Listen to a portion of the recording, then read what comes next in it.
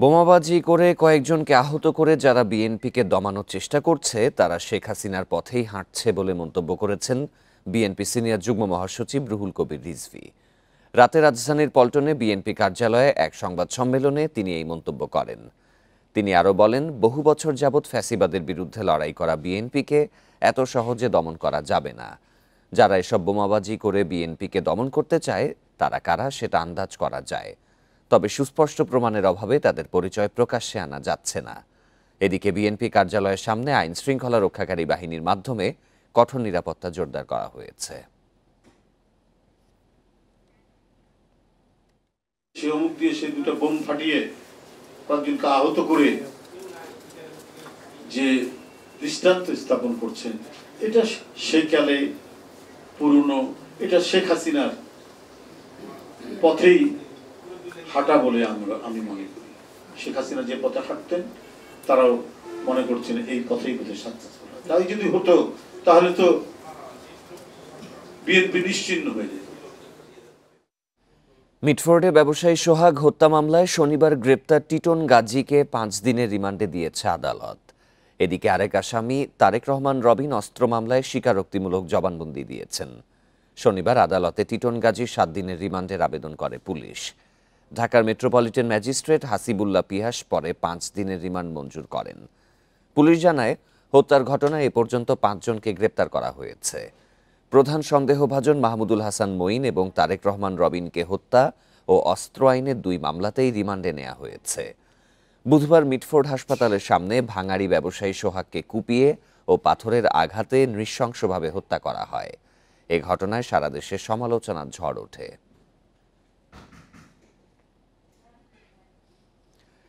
Mitford হত্যাকাণ্ডে জড়িতদের কেন গ্রেপ্তার করা হচ্ছে না তা নিয়ে প্রশ্ন তুলেছেন বিএনপির ভারপ্রাপ্ত চেয়ারম্যান তারেক রহমান।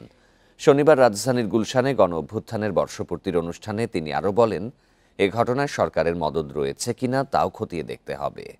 দেশ ও জাতির অদৃশ্য শত্রুরা ধীরে ধীরে দৃশ্যমান হচ্ছে বলেও মন্তব্য করেন তারেক রহমান।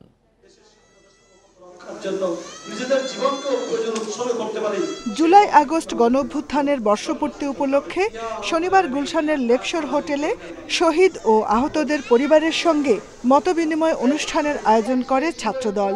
সেখানে লন্ডন থেকে ভার্চুয়ালি যোগ দেন বিএনপির ভারপ্রাপ্ত চেয়ারম্যান তারেক রহমান।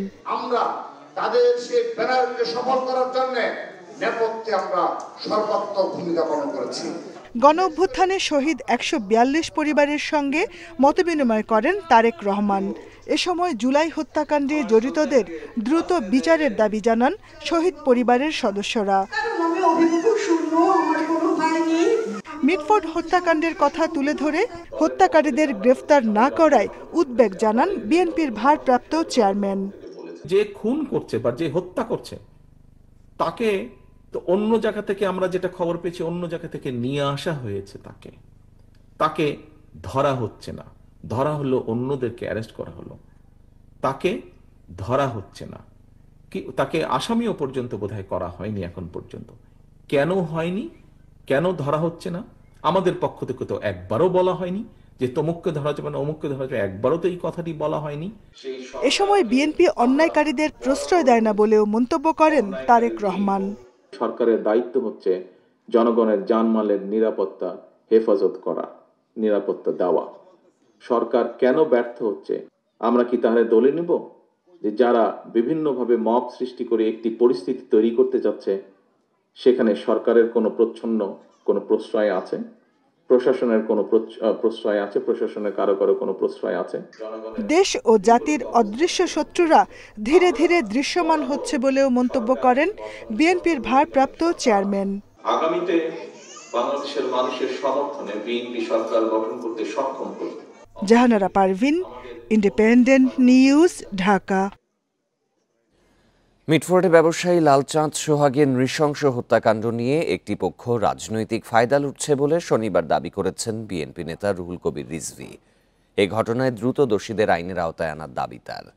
এদিকে মূল আসামিরা এখনও ধরাছোঁয়ার বাইরে বলে দাবি করেছে যুবদল। আসল অপরাধীদের মামলা থেকে বাদ দেওয়া হয়েছে বলেও অভিযোগ যুবদল নেতাদের। বুধবার সন্ধ্যায় রাজধানীর মিটফোর্ড হাসপাতালের সামনে ব্যবসায়ী সোহাগকে হত্যা করতে দেখা যায় 3 জনকে। যাদেরকে বিএনপির সহযোগী সংগঠন যুবদলের নেতাকর্মী বলে অভিযোগ ওঠে।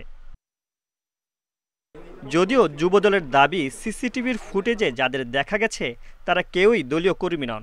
তবে এজাহারে যাদের নাম এসেছে তাদের মধ্যে ৩ জনের দলীয় পরিচয় থাকায় এরই মধ্যে বহিষ্কার করা হয়েছে। তবে কয়েকজনকে আসামি তালিকা থেকে বাদ দেওয়ার অভিযোগ যুবদলের। পরিবার আজকে বলছে যে ৩ জনকে আসামির তালিকা থেকে বাদ দিয়ে বাদীর মেয়ে আজকে বলেছে চ্যানেল 24-এ, আমরা দেখেছি ভিডিও ফুটেজটা, আপনারা দেখবেন যে ওখানে বলেছে নতুন ৩ জনকে, নিরাপরাধ ৩ জনকে এই মামলা আসামি করা হয়েছে। এটা কারা করলো? নৃশংস এ হত্যাকাণ্ডে জড়িত থাকার অভিযোগ ওঠায় বহিষ্কারের সিদ্ধান্তকে জরুরি ও সাহসী বলে মন্তব্য করেছেন বিএনপি নেতা জয়নুল আবেদিন ফারুক। গতকাল যেটা দেখেছি, আমাদের দল সাহসিকতার সহিত যে কয়েকজনকে বহিষ্কার করেছে। মূল হোতাকে কারা এই কাণ্ড ঘটিয়েছে তাদেরকে বাইর করতে হবে। এদিকে বিএনপি কর্মীদের নাম আসামি তালিকা এলেও বিষয়টি রাজনৈতিক উদ্দেশ্য প্রণোদিত কিনা সে নিয়ে প্রশ্ন তুলেছেন আরেক বিএনপি নেতা রুহুল কবির রিজভী। বিএনপির নামে, দলের নামে বা এই সমাজে কোনো দুষ্কৃতিকারী, কোনো ঘাতক, কোনো ধরনের অপরাধকারী, সমাজ বিরোধী কেউ যেন দলে আশ্রয় না পায়।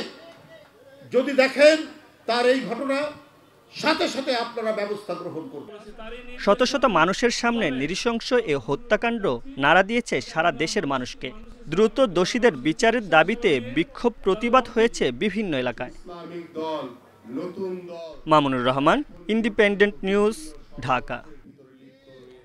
মিটফোর্ডের সোহাগ হত্যার ঘটনায় বিএনপি ও ভারপ্রাপ্ত চেয়ারম্যান তারেক রহমানকে জড়িয়ে অপপ্রচারের প্রতিবাদে মশাল মিছিল ও বিক্ষোভ সমাবেশ করেছে নওগাঁ জেলা বিএনপি। রাতে শহরের মুক্তির মোড় থেকে মশাল মিছিলটি বের হয়ে শহরের প্রধান প্রধান সড়ক প্রদক্ষিণ করে। পরে মিছিল শেষে নওজান মাঠে সমাবেশ করেন নেতাকর্মীরা। এ সময় জেলা বিএনপির যুগ্ম আহ্বায়ক মামুনুর রহমান বলেন, সোহাগ হত্যার ঘটনাকে কেন্দ্র করে জামাত শিবির ও এনসিপি বিএনপির ওপর দোষ চাপানোর চেষ্টা করছে। অন্যায়ভাবে রাজনৈতিক ফায়দা হাসিলের জন্য ঘোলা পানিতে মাছ শিকারে বিএনপির নামে অপপ্রচার ও তারেক রহমানকে জড়িয়ে বক্তব্য দেয়া হলে রাজপথে দুর্বার আন্দোলন গড়ে তোলা হবে।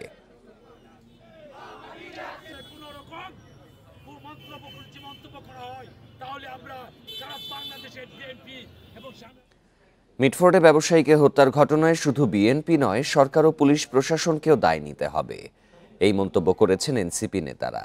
সেই সাথে চাঁদাবাজ ও সন্ত্রাসীদের প্রতিহতে মাঠে থাকারও ঘোষণা তাদের। জুলাই অভ্যুত্থান স্মরণে শনিবার সাতক্ষীরা ও বাগেরহাটে পদযাত্রায় নাহিদ সার্জিসরা বলেন, এসব ঘটনায় জড়িতদের পরিণতি হবে স্বৈরাচার শেখ হাসিনার মতোই। পদযাত্রার 12তম দিনে শনিবার দুপুরে সাতক্ষীরায় পৌঁছান এনসিপির নেতাকর্মীরা। তীব্র গরম উপেক্ষা করে তাদের স্বাগত জানান স্থানীয় সমর্থকরা। পরে শহীদ আসিফ চত্বরে হয় পথসভা। পরে জুলাই পদযাত্রা নিয়ে বাগেরহাটের রামপালে যান এনসিপির নেতারা। সেখানে পথসভায় এনসিপির উত্তরাঞ্চলের মুখ্য সংগঠক সার্জিস আলম বলেন, 24-এর আকাঙ্ক্ষা পূরণ হয়নি, চাঁদাবাজদের উৎপাত ও সন্ত্রাসী কার্যক্রম বেড়েছে। তাই রাজপথ ছাড়ার সময় এখনো হয়নি, চাঁদাবাজদের উৎপাত এখনো কমে নাই, বরং খুন খারাপি শুরু হয়েছে। পাথর দিয়ে থেতলে মারার মতো আইএমএ জাহেলিয়াত শুরু হয়েছে।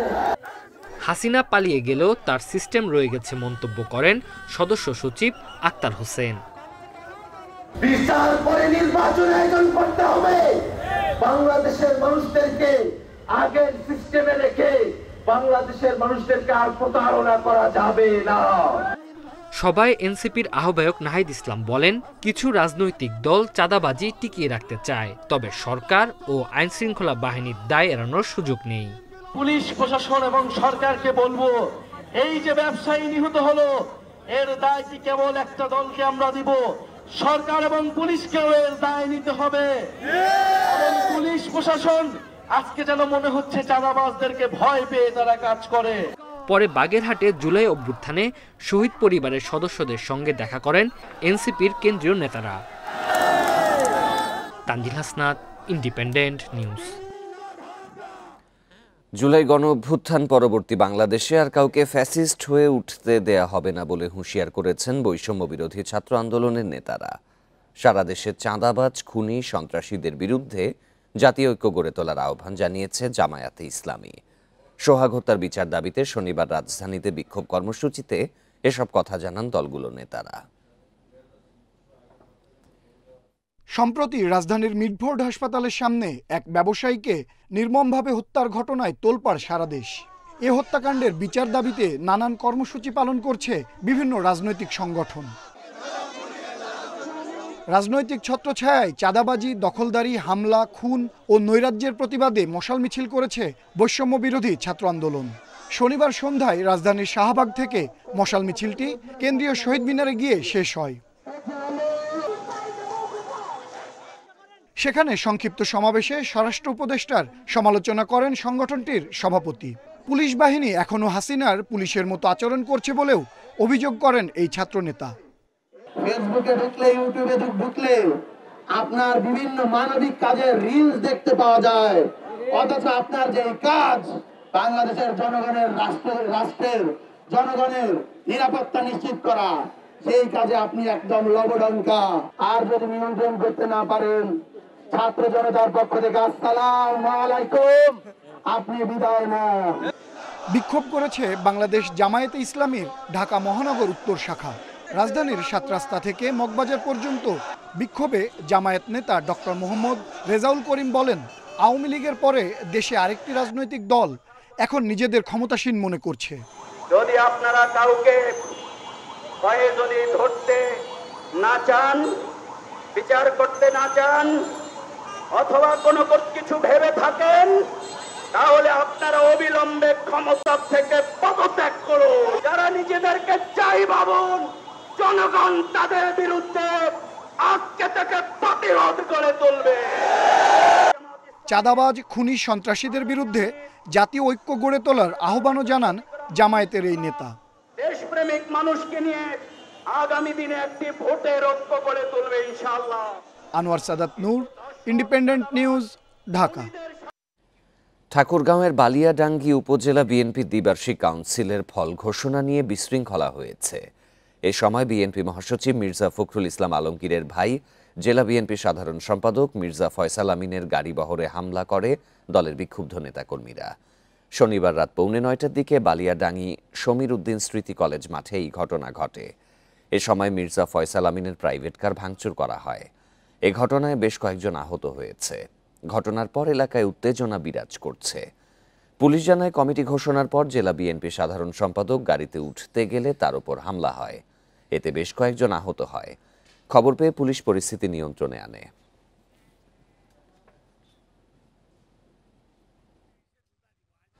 দিনাজপুরের হিলিতে চুরির অভিযোগে এক যুবককে পিটিয়ে হত্যার অভিযোগ উঠেছে।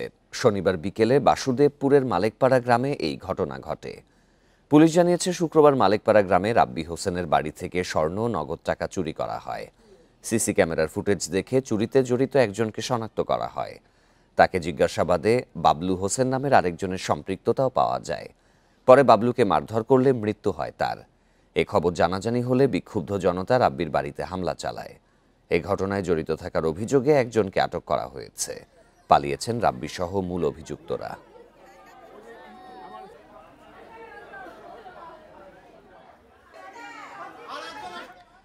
চাঁদপুর শহরের লেকে বন্ধুদের সঙ্গে সাঁতার কাটতে গিয়ে তুহিন নামে এক তরুণের মৃত্যু হয়েছে। পরিবারের দাবি, পরিকল্পিতভাবে তাকে ডেকে হত্যা করা হয়েছে। এ ঘটনায় পুলিশ জিজ্ঞাসাবাদের জন্য 6 বন্ধুকে আটক করেছে। শনিবার রাত 10টার দিকে শহরের মমিনপাড়া এলাকায় এই ঘটনা ঘটে। তুহিনের বাবা রমজান আলীর দাবি, তার ছেলে পরিকল্পিতভাবে হত্যার শিকার। তবে বন্ধুরা বলছে, 500 টাকা বাজিতে লেকে সাঁতার কাটা প্রতিযোগিতায় অংশ নেয় তারা। চাঁদপুর সদর মডেল থানার তদন্ত ওসি মিন্টু দত্ত বলেন, ময়নাতদন্তের পর এটি হত্যা নাকি স্বাভাবিক মৃত্যু তা জানা যাবে। আটক 6 বন্ধুকে জিজ্ঞাসাবাদের জন্য থানা হেফাজতে রাখা হয়েছে। দেশে আকস্মিক বন্যার তীব্রতা বেড়েছে। 5 বছরে বড় নদী তুলনায় ছোট নদী অববাহিকায় বন্যার বিস্তার বেশি হচ্ছে। এ সময় পদ্মা, মেঘনা, যমুনার তুলনায় তিস্তা, কুশিয়ারা, জাদুকাটা, মুহুরী, সিলোনিয়া সহ ছোট নদীতে বন্যা বেড়েছে। পূর্বাভাস কেন্দ্র গবেষকরা বলছেন, নাব্যতা সংকট ও প্লাবনভূমি দখলের কারণে দীর্ঘস্থায়ী হচ্ছে বন্যা। কয়েকদিন পর সিলেট ও রংপুরে ভারী বৃষ্টির পূর্বাভাস দিয়েছে আবহাওয়া অফিস। ফেনী জেলার মুহুরী ও সিলোনিয়া নদীর পানি বিপদসীমার নিচে। এই পানি ছাগলনাইয়া হয়ে ভাটিতে নামছে ধীরে। পূর্ণিমার জোয়ারের কারণে লোকালয়ে ঢোকা পানি কমতে আরও কিছু সময় লাগতে পারে। বন্যা পূর্বাভাস ও সতর্কীকরণ কেন্দ্র বলছে 2024 সালে ইতিহাসের সবচেয়ে বড় আকস্মিক বন্যার মুখে পড়ে ফেনী। এছাড়া 2022 ও 23 সালে সিলেট, চট্টগ্রামে ভয়াবহ বন্যা হয়। আর করোনার সময় 2021-এ তিস্তায় বড় বন্যা হয়। এই আকস্মিক বন্যা ছিল দীর্ঘস্থায়ী। যে 20 সালের পরে বড় ধরনের কোনো মৌসুমী বন্যা সংঘটিত হয়নি, কিন্তু বেশ অঞ্চল ভিত্তিতে ছোট নদী অববাহিকাতে আকস্মিক বন্যার প্রবণতা দেখা যাচ্ছে। কিছু সেটেলমেন্ট তৈরি হয়েছে রিভার ফ্লাড প্লেনে, এবং ফ্লাড প্লেন কিছু কিছু জায়গায় ন্যারো হয়ে গেছে বা অপ্রশস্ত হয়ে গেছে।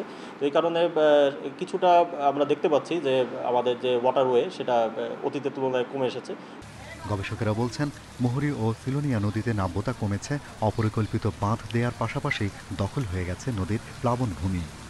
যদি ফেনী নদীর ওই জায়গাটায় টেকসই বাঁধ করতেই হয়, তাহলে বলে প্রবাহকে যথেষ্ট জায়গা দিতে হবে। অন্তত 100 মিটার যদি করা যায়, তাহলে এই সাইজের একটা বাঁধ ওইখানে টেকসই হবে। আবহাওয়া অধিদপ্তর বলছে, টানা বৃষ্টির আপাতত 2 দিন বিরতি চলছে। তবে কয়েকদিন পর সিলেট, রংপুর বিভাগে ভারী বৃষ্টি হতে পারে। বর্ষার মৌসুমটা আপনার দক্ষিণাঞ্চলেই আছে, এজন্য আমরা কিন্তু বৃষ্টিপাত কম পাচ্ছি। তবে আগামী কয়েকদিন এটা দেখা উত্তরের দিকে শিফট করবে, সেই ক্ষেত্রে আমরা উত্তর অঞ্চলের বৃষ্টিপাতের ইয়েটা বেশি পাই। তবে এখন যেটা চলছে আমরা এটা ব্রেক বলতে পারি। বন্যা পূর্বাভাস কেন্দ্র বলছে, দেশের সব নদ নদীর পানি এখন বিপদসীমার নিচে বইছে। তাই অন্তত 5 দিন বন্যার ঝুঁকি নেই। Shahriar Anirban, independent News, Dhaka. ফেনীর মুহুরী, কহুয়া ও সিলোনিয়া নদীর বন্যা নিয়ন্ত্রণ বাঁধের 36টি অংশে ভাঙন দেখা দিয়েছে। এখনও ভাঙন স্থান দিয়ে লোকালয়ে প্রবেশ করছে পানি। ছাগলনাইয়া, ফেনী সদর ও দাগনভূয়া উপজেলার কিছু অংশে এখনও লোকালয়ে পানি জমে আছে। বন্যা কবলিত পরশুরাম ও ফুলগাজী উপজেলার নিম্নাঞ্চল ও নদী তীরবর্তী এলাকার পরিস্থিতি ধীরে ধীরে স্বাভাবিক হতে শুরু করেছে। তবে পানি নামার সঙ্গে সঙ্গে দেখা দিচ্ছে নতুন দুর্ভোগ। ভেসে উঠছে ক্ষয়ক্ষতির চিহ্ন। অনেক এলাকায় এখনও খাদ্য নিরাপদ পানির সংকট প্রকট। এতে নতুন করে ভোগান্তিতে পড়ছে বানভাসী মানুষ।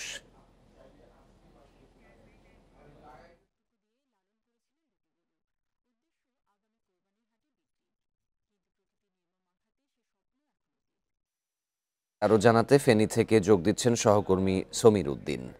সমীর, এই যে ক্ষয়ক্ষতির চিহ্ন যে ভেসে উঠছে, কি পরিমাণে ক্ষয়ক্ষতি হয়েছে তা কি নিরূপণ করা গেছে কিনা, আর খাদ্য নিরাপদ পানির যে সংকট দেখা দিয়েছে সেটি সমাধানে কোনো উদ্যোগ নেওয়া হয়েছে কি?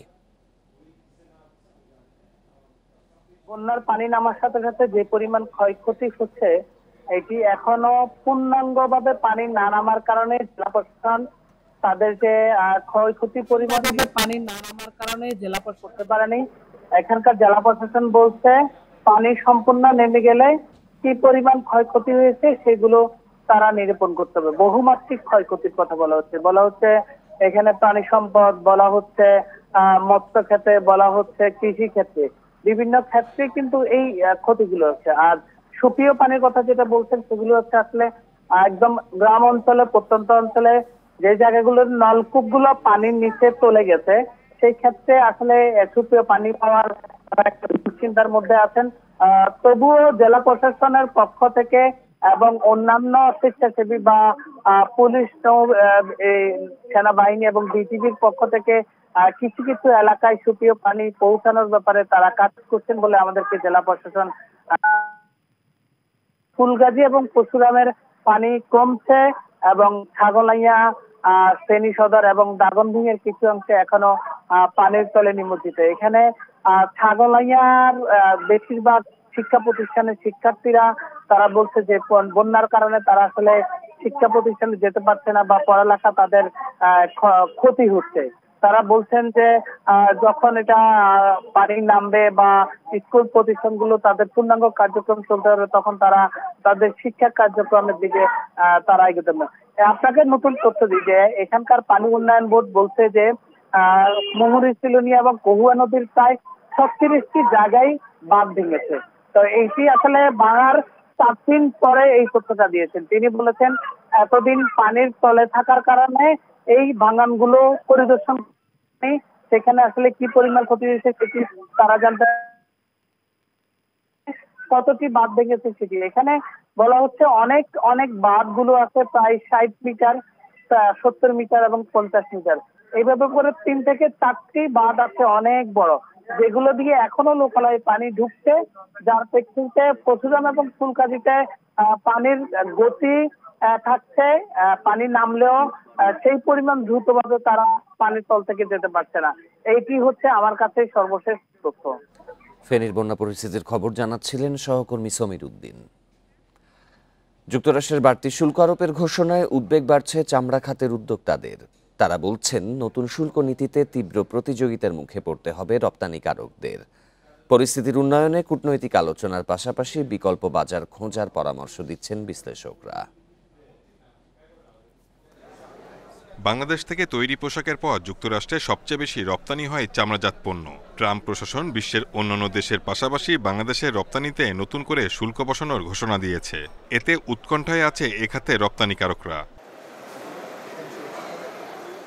বাংলাদেশ থেকে যুক্তরাষ্ট্রে বছরে 8 থেকে 10 কোটি ডলারের চামড়া ও চামড়াজাত পণ্য রপ্তানি হয়। তবে রপ্তানি উন্নয়ন ব্যুরো ইপিবির হিসাবে 2023-24 অর্থবছরে চামড়া ও চামড়াজাত পণ্যের পাশাপাশি এ জাতীয় পণ্য রপ্তানি হয়েছে 27 কোটি ডলারের। রপ্তানিকারকরা বলছেন বাড়তি শুল্ক আরোপে বাংলাদেশ থেকে যুক্তরাষ্ট্রে ক্রেতাদের ক্রয়াদেশ কমে যাবে। এতে রপ্তানি কমার আশঙ্কা তাদের। মার্কিন যুক্তরাষ্ট্রে সরাসরি বাংলাদেশ থেকে কোনো চামড়া যায় না, কিন্তু বিষয় হচ্ছে যে চামড়াজাত পণ্য এভেলেবেল এক্সপোর্ট হচ্ছে। সেক্ষেত্রে যদি চামড়াজাত পণ্য এই শুল্কের আওতায় আসে এবং এই শুল্ক দিয়ে এই দেশের থেকে চামড়াজাত পণ্য এক্সপোর্ট করা খুবই কঠিন হবে এবং এটার এফেক্ট সরাসরি ট্যানারিতে পড়বে। বিশ্লেষকরা বলছেন দেশ ও বিদেশে চামড়ার পণ্যের ব্যাপক চাহিদা রয়েছে। রপ্তানি ধরে রাখতে জোরালো কূটনৈতিক প্রচেষ্টা চালাতে হবে। পাশাপাশি সরকারকে রপ্তানিতে ভর্তুকির পরিমাণ বাড়ানোর তাগিদ তাদের। 3 মাস আগে আমরা কি চেষ্টা করলাম, গতকাল পর্যন্ত 3টা মিটিং হয়েছে, ফলাফল খুব আশাব্যঞ্জক এখনো না, বাট নেগোসিয়েশন করতে হবে। যদি কোনো ট্যারিফটাকে আমরা সহনীয় করতে পারি, যেটা সহনীয় পর্যায়ের হয়, যেটা নাকি বাস্তবতার মধ্যে আসে, সেই জায়গায় নেগোসিয়েশন ছাড়া আমাদের আর তেমন করার কিছু নেই, কারণ আমরা হলো উৎপাদক দেশ। যুক্তরাষ্ট্রের জুতা ও চামড়াজাত পণ্যের বার্ষিক বাজার $100 বিলিয়ন বেশি। এ বাজার ধরতে পণ্যে বৈচিত্র্য আনার পরামর্শ বিশ্লেষকদের। Shahid Ahmed, independent News, Dhaka.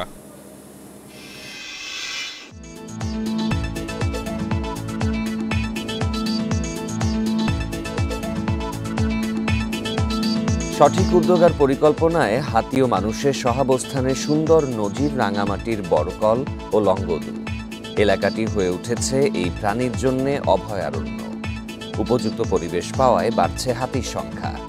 বড়কলের পাহাড়ে একটি পালে বিচরণ করছে 8টি হাতি। বয়স্ক 5টি হাতির সঙ্গে রয়েছে একটি কিশোর ও 2টি সদ্যজাত শাবক। এই এলাকায় মোট 14টি এশীয় বন্য হাতি রয়েছে বলে জানিয়েছেন গবেষকেরা। এলাকার হাতি সুরক্ষা ও মানুষের সচেতনতায় কাজ করছে এলিফ্যান্ট রেসপন্স টিম।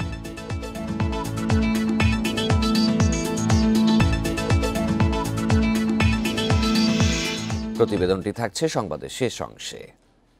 অনুমোদনের 6 বছর পর আলোর মুখ দেখছে বগুড়া সিরাজগঞ্জ রেলপথ প্রকল্প। মন্ত্রণালয় অর্থ ছাড় করায় শুরু হয়েছে জমি অধিগ্রহণের কাজ। ডুয়েল গেজ রেলপথটি নির্মাণ হলে ঢাকার সঙ্গে দূরত্ব কমবে 112 কিলোমিটার। এতে উত্তরাঞ্চলের কৃষি ও শিল্প ও যাত্রী পরিবহনে নতুন গতি আসবে বলছেন এলাকার মানুষ। ব্রিটিশ আমলে সিরাজগঞ্জ থেকে বগুড়ায় সরাসরি চলত ট্রেন, তবে সময়ের ব্যবধানে বন্ধ হয় এই রুট। বর্তমানে পাবনা সান্তাহার হয়ে দীর্ঘ পথ ঘুরে সিরাজগঞ্জ থেকে যেতে হয় বগুড়ায়। সরাসরি রেলপথ চালুর দাবিতে বিভিন্ন সময় আন্দোলন করেন স্থানীয়রা। 2018 সালে বগুড়া সিরাজগঞ্জ ডুয়েল গেজ রেলপথ প্রকল্প একনেকে অনুমোদন পায়। প্রকল্পের জন্য 960 একর ভূমি অধিগ্রহণ হবে, যা 420 একর সিরাজগঞ্জে। সম্প্রতি প্রকল্পের জন্য 1900 কোটি টাকা ছাড় করেছে মন্ত্রণালয়। দীর্ঘদিন ধরে শুনতেছি যে সিরাজগঞ্জ বগুড়া রেল লাইন হবে, কিন্তু এখন টাকা জমি গ্রহণ করা হইতেছে, টাকা দেওয়া হয়েছে। এখন সিরাজগঞ্জ থেকে বগুড়া রেল লাইন হয়, তাহলে আমাদের ব্যবসা বাণিজ্য বৃদ্ধি হবে। রেল লাইনটা যাওয়া মানে একটা দেশের সমস্ত যাতায়াত ব্যবস্থা ভালো, সবার জন্য উপকার। রেলপথটি নির্মাণের পর বগুড়া থেকে রাজধানীর দূরত্ব কমবে 112 কিলোমিটার। যাতায়াতের সময় কমবে প্রায় 4 ঘন্টা। এতে উত্তরাঞ্চলে কৃষি ও শিল্প পণ্য ও যাত্রী পরিবহনে নতুন গতি আসবে আশা ব্যবসায়ীদের। আমাদের যারা ব্যবসায়ী তারা অল্প সময়ের মধ্যে তাদের পণ্য সামগ্রী রেলপথে পরিবহন করতে পারবে এবং এটা অনেক সুবিধা হবে। সিরাজগঞ্জবাসীর পক্ষ থেকে এই রায়পুর স্টেশনে যাতে জংশনটি হয়, এটাই আমার মূল দাবি। জমির মালিকদের ক্ষতিপূরণ দিতে ইতিমধ্যে প্রশাসনের ভূমি অধিগ্রহণ শাখাকে নির্দেশ দেওয়া হয়েছে, জানালেন জেলা প্রশাসক। 720 একর জমি অধিগ্রহণের কার্যক্রম আমরা উদ্যোগ নেই। ইতিপূর্বেই আমরা এর প্রাকৃত মূল্য 1127 কোটি টাকা ধার্য করি। ইতিমধ্যে আমরা 960 কোটি টাকা বাংলাদেশ রেলওয়ে থেকে পেয়েছি। নতুন রেলপথের সাথে সিরাজগঞ্জের 5টি ও বগুড়ার 4টি স্টেশন নির্মাণ করা হবে। এছাড়া বগুড়া ডানিরহাট ও সিরাজগঞ্জ সদরে 2টি নতুন রেল জংশন নির্মাণেরও পরিকল্পনা রয়েছে। Independent news. এই ছিল বিরতিহীন সংবাদে। সব খবরের বিস্তারিত জানতে চোখ রাখুন ফেসবুক, ইউটিউব এবং এক্সে। ধন্যবাদ সবাইকে।